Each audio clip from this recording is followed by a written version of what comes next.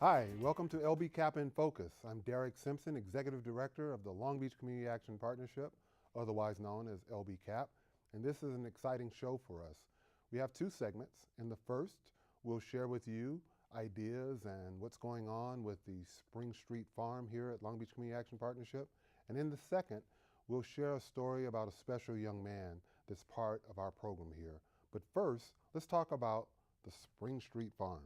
Welcome to all of you guys, and thanks for joining us. And just relax, man. We're about to have some fun. So, Maeve, let's start with you. Just an introduction briefly about what our youth programs are all about here at Long Beach CAP, and specifically then how that leads into what we're doing with the Spring Street Farm project. Well, thank you for having me, Derek. Sure. My name is Maeve Milstead, Director of Youth Programs for Long Beach Community Action Partnership. Our youth programs are some of the most dynamic programs in Long Beach, if not the nation. The variety of programming we offer, everything from an on-site teen arts program through our Leadership Academy and Mentoring program, our Men Making a Change. We're located at 6 sites throughout Long Beach in the schools. And we have our Project Play program at the Villages of Cabrillo. And here today we have our Spring Street Farm that, like you said, with the help of our Green Queen, Kelly, we've completely transformed The Green Queen. an acre and a half of dust to this urban oasis full with everything from fava beans to chickens. So it's been just an amazing experience, just the diversity of our program and really being able to grow each of our programs to their full potential, especially our Spring Street Farm. And I see you even representing MAC with your I Love MAC t-shirt on. I couldn't help it. Yeah, we're okay with that. Sean, you're next in the rotation here, and I just can't thank you enough as Executive Director of Long Beach Community Action Partnership, because one of the things that's made us the greatest success as an agency has been not only the individual collaborations, such as what you're doing, but corporate collaborations.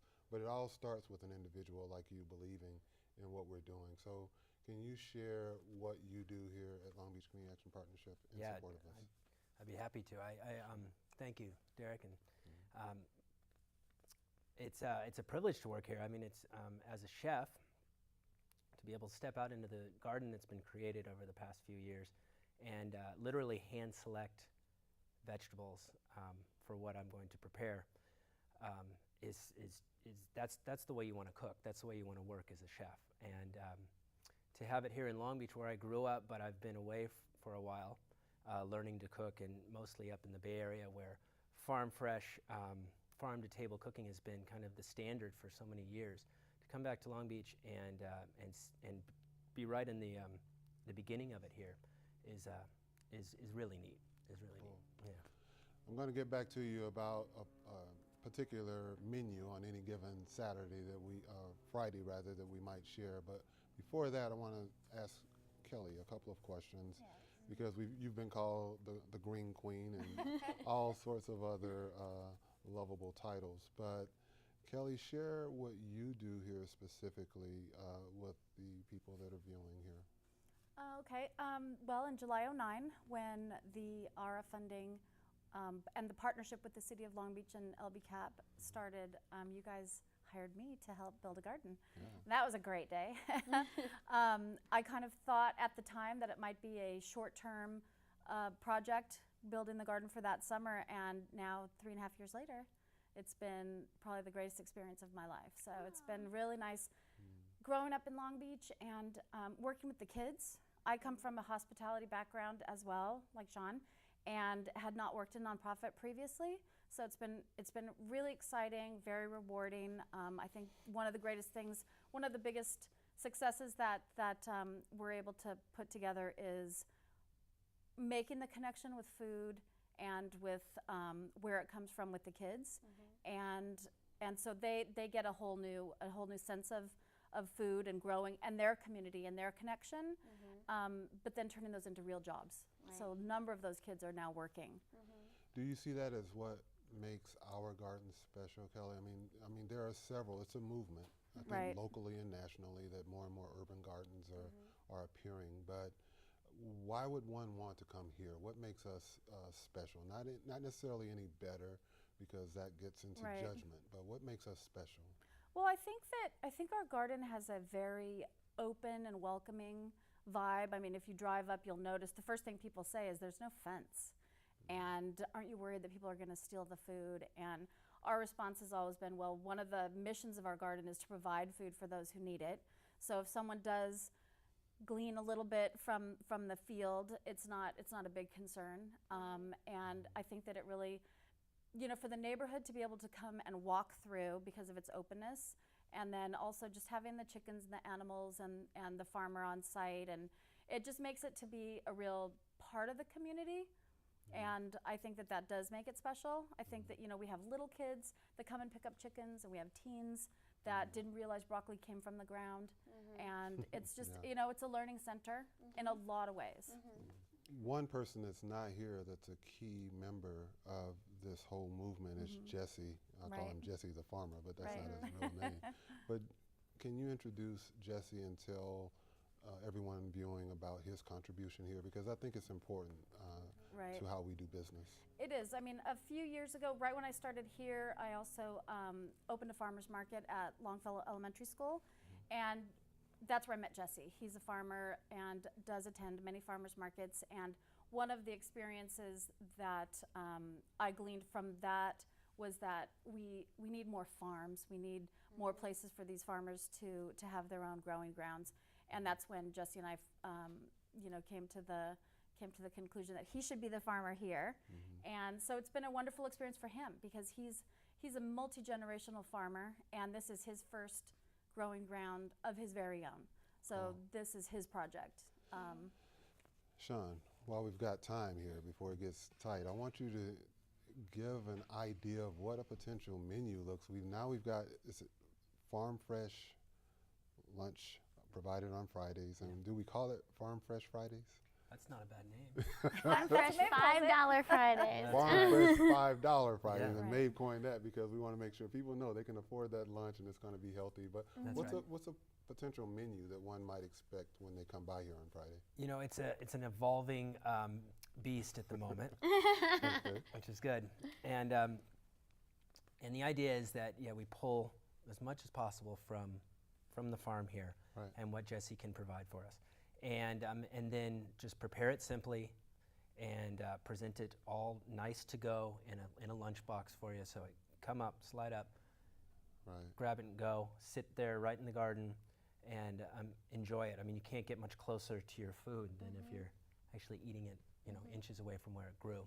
So, you know, we always feature a great big Spring Street Farm Project salad, and that which is great, by the way. I've had that. Famous for. I was trying to think about what makes it different, and then I realized it was because I guess it's so fresh. You're not used to eating, you know, vegetables so fresh, so it has a different texture, a different flavor. It's crunchier and it was. vibrant. And it was really cool to experience that. I mean, I grew up in Alabama, and my grandfather had 80 acres of farm, so then I could care less because I just wanted to not have to get out there in that sun. But you know, to taste it again and to realize just what a difference it is, it's great. And thank you for providing that. Maeve, I want to ask you a question relevant to the teens, because as Kelly mentioned, this all began as one of our urban lab projects, and we had teens involved. So could you share the importance of the teens' interaction with this whole process? Well, I just couldn't speak to the positive impact on the garden enough in terms of what it's done for teens in the community. Since we've started in 2009, we've been able to pay out over $150,000 to local teens. And these are teens that are often maybe tougher to employ. They can be maybe exiting from the foster system. They can be maybe re-entry and, you know, trying to get their life together and make better choices. What's beautiful about the farm is it's open to anyone and anything that wants to grow. And that's really been our motto. A huge takeaway for me was one of the teens was an exiting foster youth, and you can just imagine never being adopted and leaving the system at 18 and no parents ever taking you. How hard that must be. And we asked him, so, hey, what have you learned from working in the garden? And he said, well, it's really helped me a lot. I just realized that some things grow and some things don't. And he said, kind of like my parents. Some things grow and some things don't. And you need to keep planting and just until you have something that grows and focus on that. So there's just been so many amazing stories, and Kelly's work ethic that she instills in the teens has just been amazing. And like she said, most of them go on to jobs in sustainability and agriculture. That's an excellent analogy. I find myself often saying that, when you talk about negative versus positive, that if you plant tomatoes, what do you expect to get? You expect to get tomatoes. If you plant negative seeds, you can expect negative reactions. And so I think those life lessons, it really all comes back to the basics. Forget about technology, forget about all the advancements that we've made. It really comes back to just basic human interactions, and that's important for us to continue pressing on. Sean, as we look at going forward, what would be your vision for your interaction with the farm as a chef, and what would you say to other chefs out there about the possibility of working with a farm such as ours? That's a great question, because I think what's neat about the farm here and working with Kelly and Jesse is that they're open to discussing and then going forward with planting different varietals of unique, vegetables and fruits and vegetables that that you might not be able to pick up even in the most specific gourmet shops, Whole Foods or wherever, where you might have to shop at top dollar. Come down here, and you might be able to talk Jesse into planting a few delicata squash seeds, that'll pop up in the fall, and you'll have access to some vegetables that might not be out there for everybody else. So great. We've got just a few minutes left. Kelly, can you let the viewers know when they might be able to access our farm stand, and what are the hours for the lunches? Sure. Yeah, the farm stand is open on Tuesdays and Fridays from 8 a.m. till 6 p.m. And we're doing a little staff lunch thing on Fridays from about 11:30 till they run out. And the volunteer opportunities are also great for Tuesday and Friday. That's drop in. You could, if you wanted to get, crawl around and get dirty, you could just pop in, and we'll always give people something to do. We Even get a lot feed of the requests. chickens, right? Feed the chickens. Right. Oh yeah, that's one of the great things that we're doing right now with Hughes Middle School. The kids are saving their lunch scraps, and every day they come by and feed the chickens. And Okay.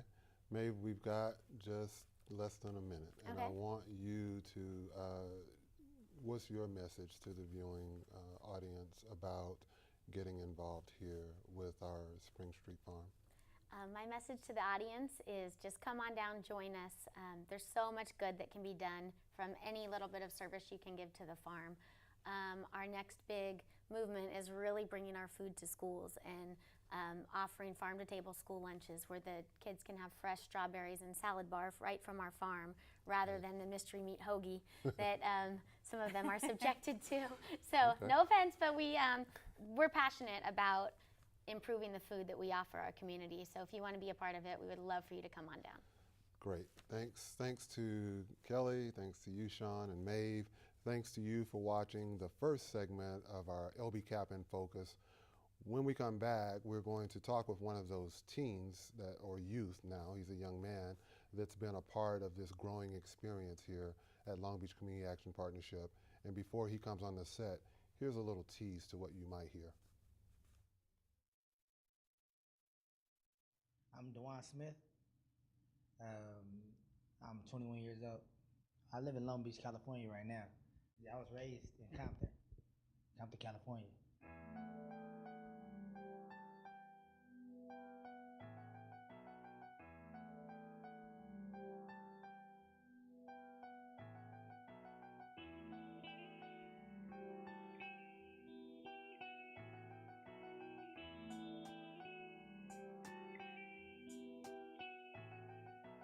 Welcome to the city full of graffiti, the grimy and gritty, crazy, the rain, gang banging never change. It's the same old ride or die, shoot 'em bang bang. Where you from? Where you live? Catch you slipping where you hang. West Side Compton. That's exactly where I grew up. It was shootings, you know what I mean? I lost my dad through gang violence. He was at the wrong place at the wrong time and got killed. Yeah, I was actually a victim to a stabbing and a shooting at a party. And it's crazy because I ended up in the same hospital as my dad, the same hospital where my dad died. Because I could have went backwards and retaliated, you know what I mean? But something was telling me like, I should just just let it, like, brush it off and just go forward.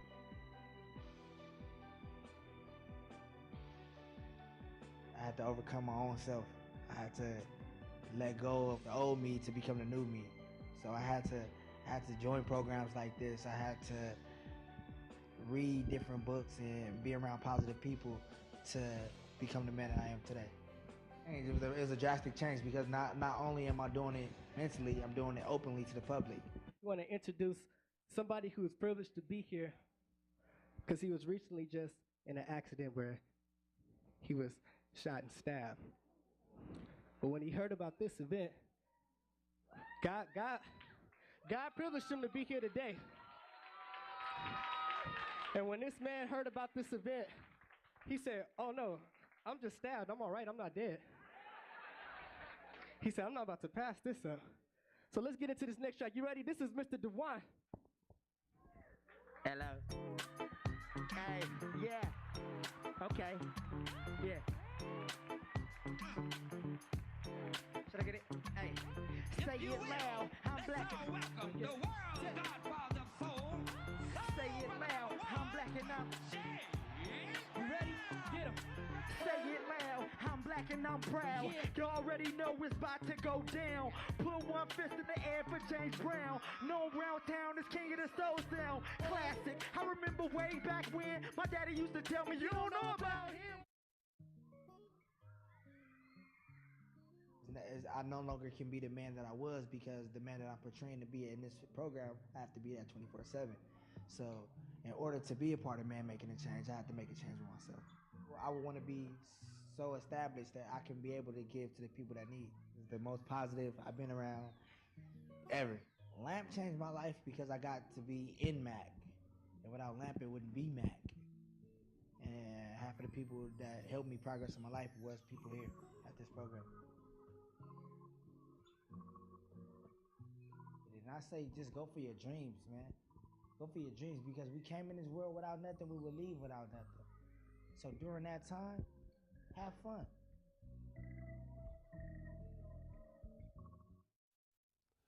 Welcome back to LBCAP In Focus. I'm Derek Simpson, Executive Director of the Long Beach Community Action Partnership, better known as LBCAP to all of us, lovingly so, here in the city of Long Beach. I hope you enjoyed that video just before coming back, and our guest in the beginning where we talked about the Spring Street Farm. The purpose of this particular show is just to begin to introduce you in the community of Long Beach to the Long Beach Community Action Partnership, because we are you. We are a part of this community. We believe that we can make a difference, but we can only make a difference with people such as you helping us achieve our mission. And one of the differences that we would like to believe that we're making is in the lives of our youth. When you look at federal guidelines, 14 to 18 is considered younger youth, and 18 to 24 is considered older youth. And in the beginning of our show, we had Maeve Milstead just share some of the high-level things that we do here with the youth of Long Beach Community Action Partnership. A program that I'm very proud to be a part of founding is the LAMP program, the Leadership Academy Mentoring Program. And that's a teen program or a youth program for that range of youth that I just mentioned. And every now and then there are youth that come through that program that really stand out. They're all special, and then there are those that stand out among the special of the special. And that's who I have the honor and the privilege to share with you today. And that story will be self-evident. If it wasn't in that video, it's about to be in this particular interview. And that's DeWine Smith. How you doing, man? I'm doing good. Great, great, great. I like the shirt. Thank you, thank you. Maeve was rocking a different kind. She had the I love M.A.C on there. You Cool. got M.A.C on there. Yeah. So I know a lot about you, but the people who are viewing know nothing about you. But let's start with, how did you ever find out about LAMP? My mom, was a participant of the elite program. Okay. You know, I got her bills paid, and I was really into music at the time, and she told me that it was a music studio here.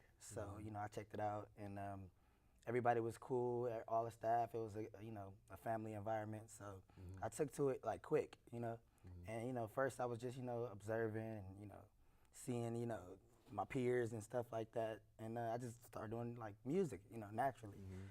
So yeah. So I found out through my mom actually. Okay.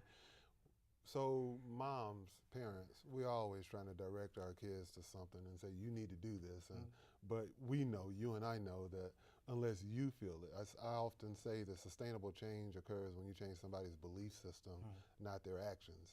What made you believe once you came here that this was the place to be for Dewan? Because you had a different thing going on at that time. Yeah, well, at first I didn't believe because, like, you know, my mom is not, like, you know, music literate, you know what I mean? So it was like, what type of studio? What is it? You know, I wanted to see what it was, like, what was it? So, you know, I came to check it out, you know, with the intentions to be like, it's probably something rinky-dink, you know, probably something, you know, a little keyboard or something like that. But it was actually a good studio, you know what I mean? And everybody that, you know, I was surrounded by was talented, so it was somewhere I was like, you know what? I feel like this is my next step as far as my music to actually be here.